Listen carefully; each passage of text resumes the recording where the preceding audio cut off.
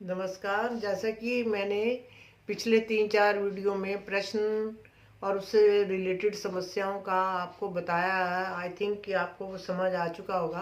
तो आज हम एक लास्ट टॉपिक पे प्रश्न की बात करते हैं। वो ये है कि प्रश्न और मुकदमेबाजी।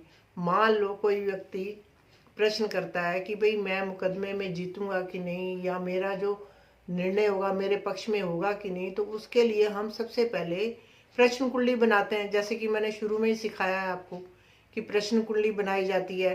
ठीक है, प्रश्न कुंडली बना के हम देखते हैं कि जो पहला भाव होता है, जो कुंडली में जो कुंडली बनती है उसका पहला भाव होता है वो प्रश्न करता होता है, और 7वां भाव होता है वो प्रतिपक्षी होता है, मतलब जो उससे लड़ने वाला होता है या जो उसके अगेंस्ट खड़ा होता है। और चौथा भाव होता है वो हमारा जस्टिस होता है कि क्या निर्णय आएगा। और 10वां भाव होता है न्यायपालिका, कि भाई वो न्यायपालिका या वहाँ का अधिकारी जो निर्णय देगा वो किसके पक्ष में देगा।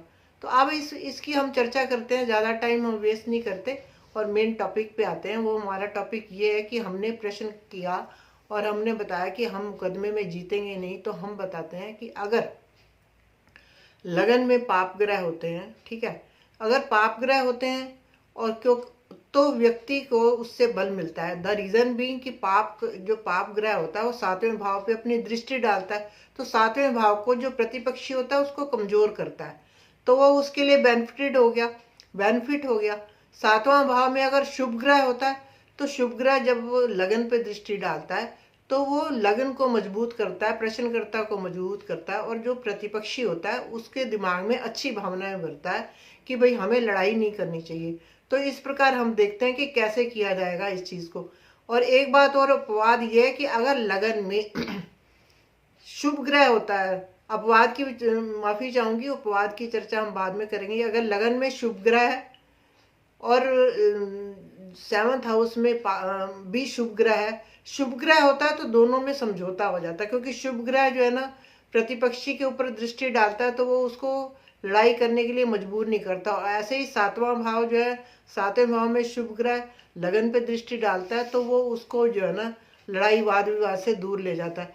लेकिन अगर लगन में 3 से ज्यादा पाप ग्रह होते हैं तो प्रश्नकर्ता की हार होती है, और हार भी बुरी तरह होती है।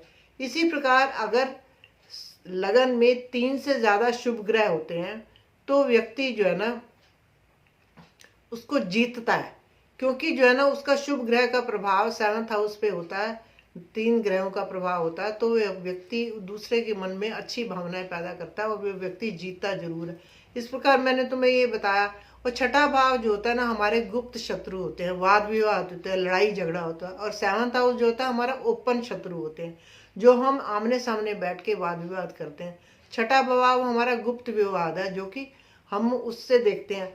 अगर कोई भी पाप ग्रह जैसे मंगल और शनि लगन को देखते हैं तो इससे हमें पता लगता है जो प्रश्न करता है वो झूठ बोल रहा है, उसने लड़ाई झगड़ा किया है, उसने कुछ ना कुछ गलत बात की है, अगर मंगल शनि उसी को देखते हैं। और सेम सेम जो है ना वाइस वर्सा हम देखते हैं कि अगर 7th हाउस में भी पाप ग्रह होते हैं तो वो कहीं ना कहीं वो जो 7th हाउस जो प्रतिपक्षी है वो गलत होता है। तो इस प्रकार हमने कहा कि विजय किसकी होगी, अगर लगन में पाप ग्रह है तो प्रश्नकर्ता की विजय होगी, और लगन में अगर शुभ ग्रह है तो प्रतिपक्षी की विजय होगी। क्योंकि जब जो प्रतिपक्षी है उसको शुभ ग्रह देखेगा तो व्यक्ति जो है ना उसको उसके जो जिसके लगन में बैठा तो उसको शुभता की ओर लेके जाएगा।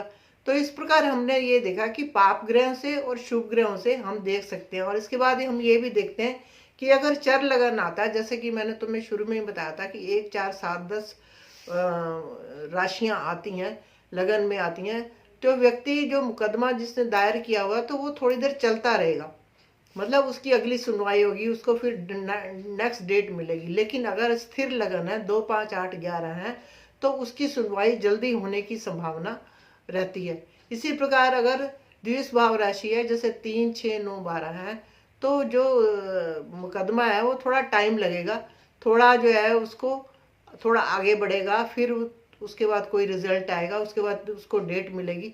तो इस प्रकार हमने आपको आज प्रश्न और मुकदमेबाजी में या वाद विवाद हमारे से हो जाता है तो हम कैसे उसमें सफलता प्राप्त करेंगे, कैसे देखेंगे, तो इसका मैंने वर्णन किया। और ऐसे ही अगर हम मैच होते हैं या कहीं और भी जैसे कोई कंपटीशन की बात होती है या मैच होते हैं, इसका निर्णय भी हम इसी प्रकार की प्रश्न कुंडली बना के कर सकते हैं।